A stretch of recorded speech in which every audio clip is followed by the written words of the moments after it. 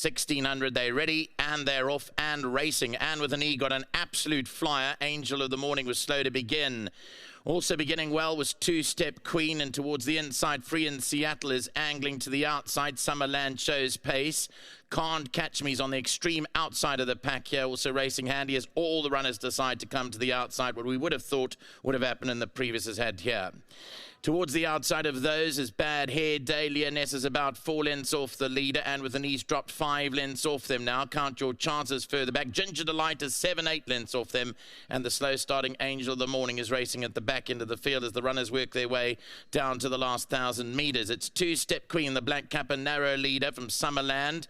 Down along the inside is Free in Seattle. Can't Catch Me's towards their outside with Leoness, Bad Hair Day, and with the knees up the center of the track. 3 lengths to track down. Count Your Chances is also moving closer.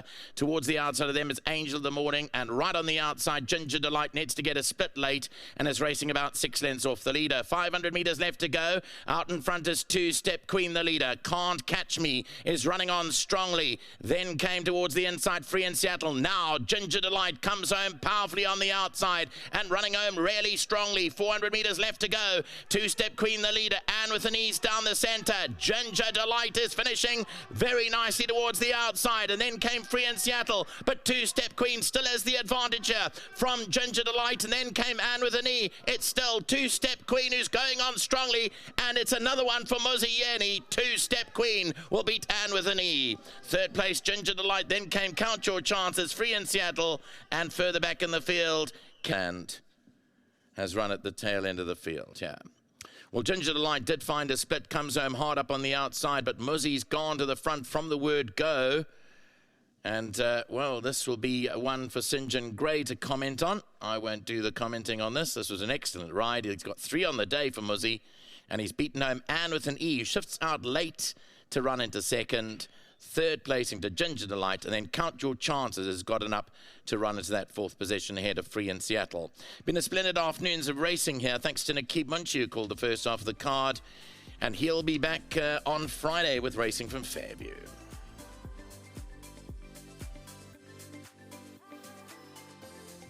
Okay, so now we're going to start with the most important person in the stable. That's your groom, and this is his winner's check. The saddling the last winner of the afternoon, Twostep Queen, and it is the Caesar. Well done to you, sir. This is compliments of the winning form. Thanks so much to St. John Gray, and thank you, Bongani.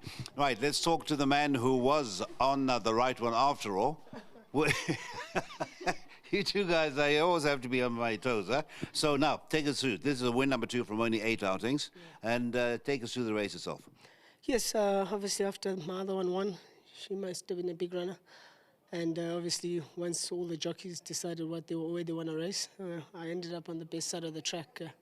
And this filly was nice about her. She's got gate speed and she's pacey, so the going on top really suits her ideally. She gets along on it very, very well. So she's matured in the racing. She got there, and though she was racy, she settled underneath me beautifully.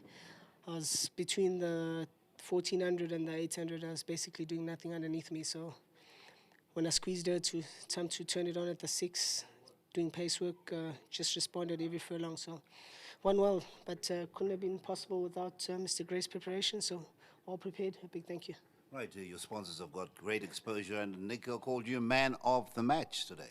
Yes, thank you very much. It's hard to oppose Gavin with the season he had last season, but we're just trying to be more competitive and improve on the saddle. Okay, wish you well, wish you safe travels, and we look forward to seeing you on Saturday.